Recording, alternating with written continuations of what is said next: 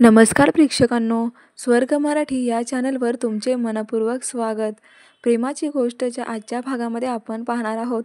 सई ही सागरला येऊन विचारत असते की पप्पा तुम्ही काही काम करताय का? तेव्हा सागर म्हणतो हो. काय झाले, तुझं काही काम आहे का?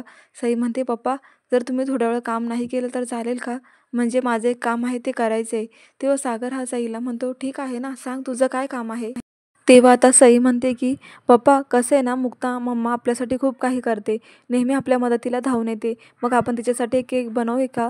तेव्हा आता सागर म्हणतो म्हणजे तुझ्या मुक्ता मम्माला तुला केक बनवायचा आहे आणि त्याच्या मदतीसाठी तुला मी हवा आहे. तेव्हा सई म्हणते हो पप्पा प्लीज करूयात ना, मम्मासाठी आतापर्यंत आपण काहीच केलेलं नाही आहे, नेहमी तीच बिचारी इकडून तिकडे पळत असते आणि सर्वांना मदत करत असते. तेव्हा प्लीज पप्पा माझ्या शब्दाला तुम्ही मान देऊन केक बनवाल ना?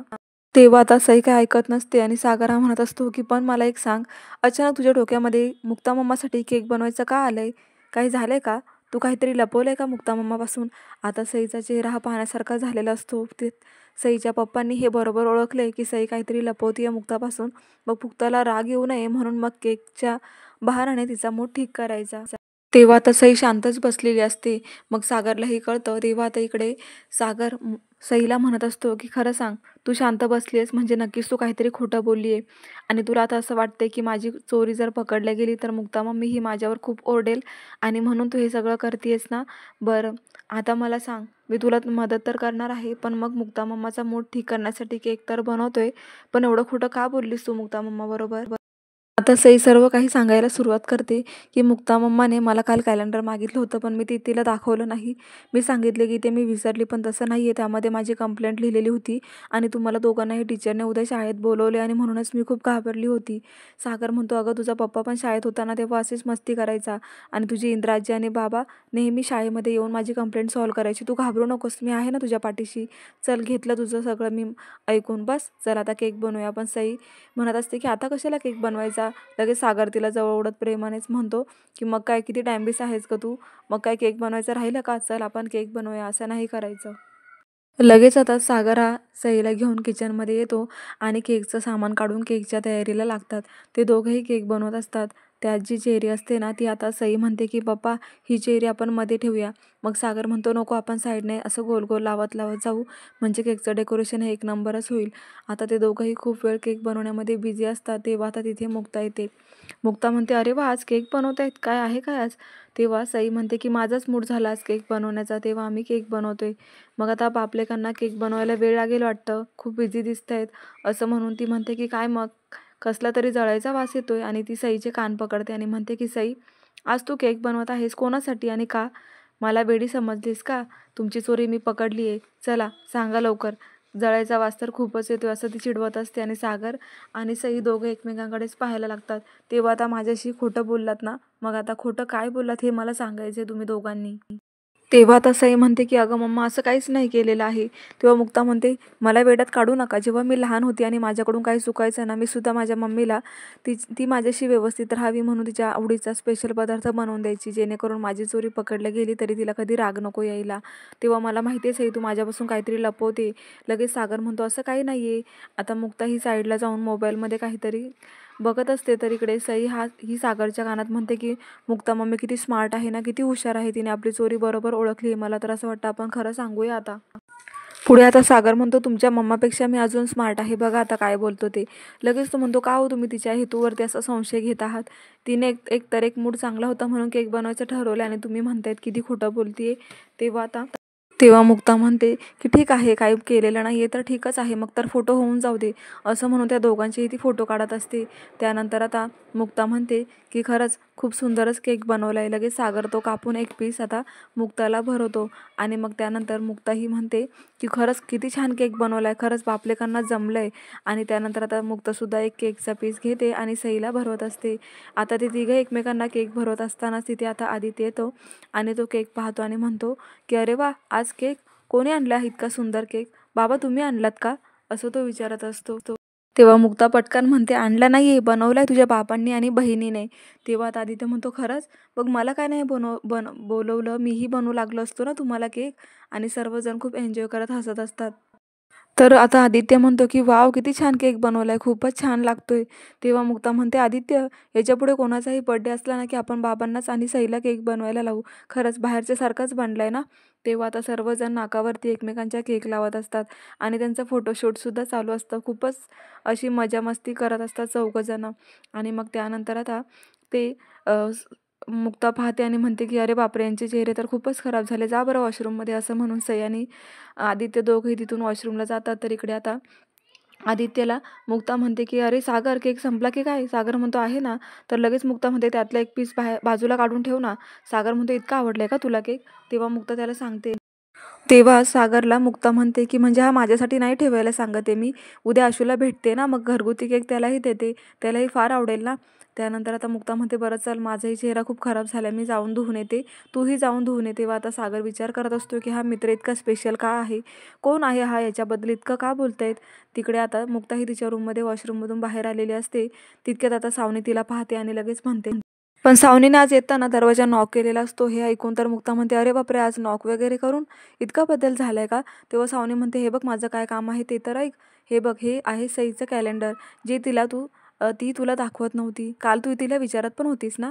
पण आता सईने तुझ्यापासून एवढी मोठी गोष्ट लपवून ठेवली का मुक्ता? ती तुला घाबरते, तिची हिंमत नाही झाली हे कॅलेंडर तुला दाखवायची.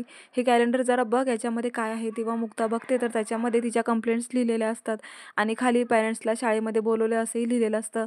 हे पाहून तर मुक्ताला धक्काच बसतो. तेव्हा सईबद्दल आता सावनी ही मुक्ताला म्हणत असते की बघ, सई तुझ्याबरोबर खोटं बोलते, तिने एवढी मोठी चुकी झालेली असताना सुद्धा तुझ्याशी ती शांत बसली, एकही शब्द तिने खरा सांगितलेला नाहीये. किती घाबरते ना सई तुला. तेव्हा आता सावनी मुक्ताला म्हणते तू तर इतक्या दिवस म्हणत होतीस ना की माझे संस्कार आहे सईवरती, ती माझ्याशी कधीच खोटं बोलणार नाही आणि तुझाही खूप विश्वास होता ना सईवरती. मग काय झालं, ती तर खोटं बोललीच ना. मग त्याच्यामध्ये भीती असू दे त्याच्या मागे किंवा मग हिंमत असू दे, पण तर ती खोटं बोललीच आहे. लगेच मुक्ता म्हणते की सावनी, तुला याच्यामधून मला नक्की सांगायचे काय? तेव्हा सावनी म्हणते हेच की तू सुद्धा चुकू शकतेस. तू तर इतक्या विश्वासाने बोलत होतीस, मग सईने खोटं बोलून ते दाखवून दिलेस की तू किती चांगले संस्कार करतेस. शेवटी ती खोटं तर बोललीच ना. आता मुक्ता म्हणते की हे बघा, ती खोटं बोलली, त्यामागे वेगळं कारण असू शकतं. हाडामासाचा माणूस आहे, चुका तर होणारच ना. पण मग माझी सई ही खरंच, मी असं नाही म्हणणार की माझे संस्कार चुकीचे आहेत. ती उद्या शाळेत जायच्या अगोदर मला हे खरं सांगणार, बघाच तुम्ही. तेव्हा सावनी म्हणते की घे माझ्याकडून चॅलेंज, ती तुला सांगणार नाही. मग मुक्ताही म्हणते की मी सुद्धा तुला चॅलेंज करते, माझी सई ही उद्या शाळेत जाण्या अगोदर मला सर्व सांगणार. दुसऱ्या दिवशी सकाळी मुक्ता ही किचनमध्ये काम करत असते आणि सई तिला लपून पाहत असते आणि म्हणते की खरंच मी चुकी केली आहे का माझ्या मुक्ता मम्माशी खोटं बोलून? आता मला असं वाटते की मी जाऊन माझ्या मुक्ता मम्माला सर्व खरं सांगावं. असं म्हणून ती लगेच मुक्ताकडे येते आणि म्हणते की मुक्ता मम्मा, सॉरी, माझं चुकलंय, मी एक गोष्ट तुझ्यापासून लपवून ठेवली. लगेच मुक्ता म्हणते की सई बाळा, काय झालंय, काय लपवलंस तू माझ्यापासून? मग सई सांगायला लागते की काल मी तुला असं बोलली होती ना की मी कॅलेंडर शाळेमध्ये विसरली आहे, तर ते खोटं आहे. मी ते कॅलेंडर लपवून ठेवलं होतं, कारण त्याच्यामध्ये टीचरने कंप्लेंट्स लिहिल्या होत्या आणि तुम्हाला दोघांना शाळेत बोलवले आणि मला भीती वाटत होती तुला सांगायला. तेव्हा मुक्ता म्हणते की खरंच थँक्स सई, तू खूप बरं केलंस मला सांगून, खरंच खूप थँक्स. आता सईला कळतच नाही की मुक्ता मम्मा इतकी हसते, इतकी मूडमध्ये का आली आहे. पण सावनीमुळे आता इथे मुक्ता खूप खुश झालेली असते, कारण ती चॅलेंज हरली आहे आणि मुक्ता जिंकली आहे. तेव्हा आता ती सईला समजावत असते की कसं आहे ना सई, तू खोटं बोलली त्याच्याबद्दल मला राग नाही आहे, पण तू आता खरं बोललीस ना, ते मला खूप आवडले. खरंच माझी सई माझ्यापासून काहीच लपवत नाही.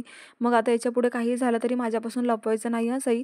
मला काही वाटणार नाही, पण खोटं बोलायचं नाही. तेव्हा सई तिला प्रॉमिस करते आणि मग त्यानंतर नक्की असं काय झालं सई? टीचरने कंप्लेंट का केली आहे तुझ्या?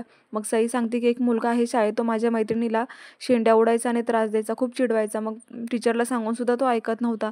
मग एक दिवशी मी त्याच्या पायात पाय अडकून त्याला पाडलं आणि तितक्यात मॅडमने मला पाहिलं आणि मग माझ्या कंप्लेंट्स करण्यात आल्यात. तेच तुला सांगायचं होतं. मग मुक्ता म्हणते की बरं ठीक आहे. तेव्हा आता खोटं बोलायचं नाही, असं त्या दोघींचं बोलणं चालू असतानाच लगेच तिथे सागर येतो आणि ते ऐकून म्हणतो की काय म्हणालात मुक्ता तुम्ही? सईने मारायचं नाही? काय झालं मारलं तर? अहो, टीचरला सांगून सुद्धा त्या मुलाने ऐकलं नाही. तेव्हा तिला बळ हे येणारच ना, लढाई तर करावीच लागेल. तेव्हा एका स्त्रीने कमजोर होऊन चालत नाही, त्यांनी प्रत्येक गोष्टीला सामोरं गेलं पाहिजे आणि अशा वेळेला शक्तीपेक्षा युक्ती कामातच येते. तिने काय चुकीचं केले? मग मुक्ता म्हणते अहो, तुम्ही समजवता आहात ते ठीक आहे, पण मग मारामारीची गोष्टी कशाला इतक्या लहान वयात? तिच्या शिकवत आहात. उद्या जर शाळेत मारामारी करायला लागली सई तर आपण काय करणार आहोत? मग सागर म्हणतो, येऊ द्या ना, मला शाळेत जाण्याची वेळ आली ना तरी मी जाईल आणि तिच्या मॅडमला विचारेल की तुम्ही मुलांकडे लक्ष देत नाही का? काय चुकीचं केलं? मुलीने दुबळं राहायला नको एवढंच माझं म्हणणं आहे. त्यावर मुक्ता म्हणते, अहो हे लहान वयात नाही, मोठं झाल्यावर म्हणा. अजून तर ती खूप लहान आहे. आपण तिला चुकीचं शिकवत आहोत असं नाही वाटत का तुम्हाला? लगेच सागर म्हणतो की मला माझ्या मुलीला लहानपणापासूनच स्ट्रॉंग करायचं आहे. मग मुक्ता म्हणते, बरं ठीक आहे, पण तिला समजावून सांगा, डायरेक्ट अशी अटीतटीची भाषा करू नका. लगेच इंद्रा ते ऐकते आणि तिथे येऊन म्हणते, काय रे बाळांनो, काय झालंय? तेव्हा आता सई सांगत असते की काही नाही, शाळेच्या याच्यावरून. तर इंद्राने सर्व ऐकलेलं असतं. मग इंद्रा म्हणते, काय गं सई, तू आता त्या एवढ्या एवढ्या पोरीसमोर भांडते आणि नाही तेव्हा भांडणं चालू असली की काही काही रूममध्ये घेऊन जाते पोरांना. मग आज तुम्हाला दोघांना झालंय काय? एवढ्या लहान मुलीसमोर तुम्ही वाद घालत आहात. याच्यापुढे असं करायचं नाही हं. तेव्हा आता आदित्य आणि सई, सागर आणि मुक्ता दोघंही त्यांचं म्हणणं ऐकतात. तेव्हा आता सई ही म्हणते, काही झालेलं नाही आहे इतकं. बरं ठीक आहे असं म्हणून ते विषय बंद करतात. आता मुक्ता ही सावनीच्या बाजूने जात असतानाच लगेच मुक्ता सावनीला आवाज देते आणि म्हणते की तुम्ही मला चॅलेंज केलं होतं ना, मग ऐका, माझ्या सईने मला खरं खरं सांगितलंय. मी तुम्हाला बोलली होती ना शाळेत जाण्याअगोदर ती मला सर्व काही सांगेल. घ्या, हे आहेत माझ्या मुलांवरचे मी केलेले संस्कार. तेव्हा आता मुक्ता म्हणते की सावनी, हे चॅलेंज सुद्धा मीच जिंकले, तू हरली आहेस. असं म्हटल्यामुळे सावनीचा खूप संताप झालेला असतो. ती रागानेच आता मुक्ताकडे पाहत असते, कारण इथे मुक्ताचा विजय झाला हे काही सावनीला पचवण्या इतपत शक्ती राहिलेली नाहीये. तर हा भाग इथे संपतो. पुढील भागामध्ये असं बघायला मिळतं, आरती ही लकीच्या बिल्डिंग खाली आलेली असते. लकी तिला म्हणतो की तू इथे कशाला आलीस आरती, तुला कोणी पाहिलं तर? तेव्हा आरती म्हणते, माझी काय अवस्था झाली माहिती आहे तुझ्यामुळे, मी प्रेग्नेंट आहे. तेव्हा आता हे बोलणं सावनीने ऐकल्यावर लगेच आरती तिथून निघून जाते रागानेच आणि सावनी ही लकीला भेटते आणि म्हणते की तुमच्या दोघांमधलं बोलणं मी सर्व ऐकलंय. आरती प्रेग्नेंट आहे. तेव्हा आता तू ह्या गोष्टींमधून बाहेर निघ. त्या आरतीला म्हण की हे बाळ कोणाचं आहे मला माहिती नाही. तेव्हा आता तू अंग काढून घे आणि याच्यामधून सूट. असं उलटसुलट शिकवून लकीला ती म्हणते की त्या आरतीशी तुझा काही संबंध नाही असं सांग सगळ्यांना. पुढे आता आरतीला खूप ताप आलेला असतो क्लिनिकमध्ये. तेव्हा मुक्ता म्हणते, अगं काय झालं तुला? तेव्हा तिचं प्रिस्क्रिप्शन वाचून मुक्ता धक्काच बसतो. आता मुक्ताच्याही लक्षात येतं की ही तर प्रेग्नन्सीच्याच टॅबलेट्स आहेत. तेव्हा आरतीला ती म्हणते की काय प्रकार आहे हा, कोण आहे तो मुलगा? तेव्हा आता आरती लकीचं नाव सांगणार आहे. तर प्रेक्षकांना खूप जबरदस्त ट्विस्ट आला. आता मुक्ता ह्या गोष्टीमधून आरतीला कसं बाहेर काढणार हेच आपण पाहणार आहोत. तर पाहायला विसरू नका प्रेमाची गोष्ट. अशाच अपडेटसाठी चॅनलला नक्की सबस्क्राईब करा. नोटिफिकेशनसाठी बेल आयकॉनवर क्लिक करा. स्वर्ग मराठी या चॅनलला सबस्क्राईब करा. धन्यवाद.